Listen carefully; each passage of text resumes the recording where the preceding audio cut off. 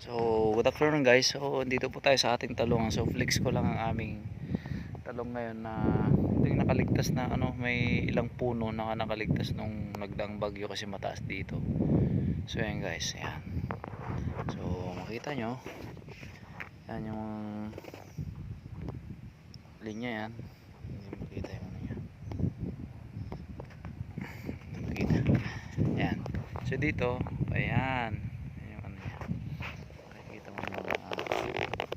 Ganda ang ating talong guys. So malusog siya, malusog na kasi lahat ng kailangan niyang nutrients, foliar na ibibigay natin. Mga fertilizer. So kita nyo, ganda yung mga dahon niya guys. Ayan. So healthy. So ang gamit nating foliar dito ay harvest time sa G-Factor. Galing sa daon yung kay Sir Richard Baladad. So yan guys, kita nyo, daming rusas, bulaklak, ganda, malago. Yan guys. Yun, tingin tayo sa camera. Yan. Yan guys, ito ba siya, isa pa, yan.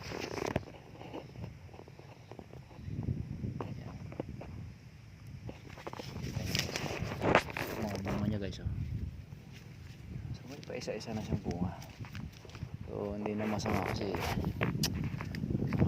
at least nakakaano rin to, at the same time nakakapagod din, ay nakakatanggal din ng pagod yan so kahit na nalugi tayo ng nagdaang bagyo, at least awan ng Diyos nakakaano na rin siya. Yan, so marami siyang rosas sa ibaba. Yan guys, rosas niya sa ilalim ng pa. So pansin nyo, isang puno yung rosas niya is umabot ng 1, 2, 3, 4, 5, 6, 7, 8, 9, 10, 11, 12, 13, 14, 15, 16. So 16, tapos may maliit pa siyang kaya maganda pag tuloy-tuloy yung natin, pagbibigay natin ng pataba. Yan guys, so yun, yan lang guys, yan. So 10 linya to guys. So yan yung iba dito, tapos dito rin yung iba. Yan, yan. So kita yung line na yan. Yan, so yan yung natin update sa ating talungan guys. Yan, so 10 linya yan guys. May pa isa-isa na siyang bunga. So napansin nyo, ang ating talungan ay medyo malinis kasi nag-apply tayo ng herbicide few days ago. So hindi ako nagkakamali, mga 3 to 5 days na siya kasi kita nyo nasunog na yung mga malinis. At the same time may iwasan yung pagkakaroon ng mga insekto kasi kung minsan para sa kalaman ng mga bagong nagtatanim at gustong sumubok na magtanim ng talong, doon kasi sa pag din natin na puksa kasi yung damo, doon pa nagtatago yung mga insekto. So yun, kaya panatilihin natin na malinis palagi ang talungan at na zero damo dapat para hindi siya magtago ng mga insekto. Yan guys, may mga bunga siya. Yan.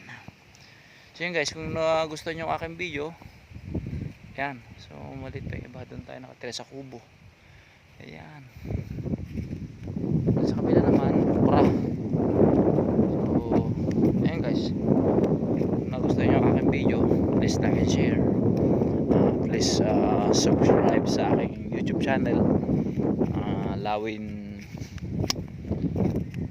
Super Lawin, I'm sorry, Super Lawin. Please like and share na rin sa aking Facebook, and sa mga star senders ko dyan, mga nagmamahal sa akin dyan, baka naman.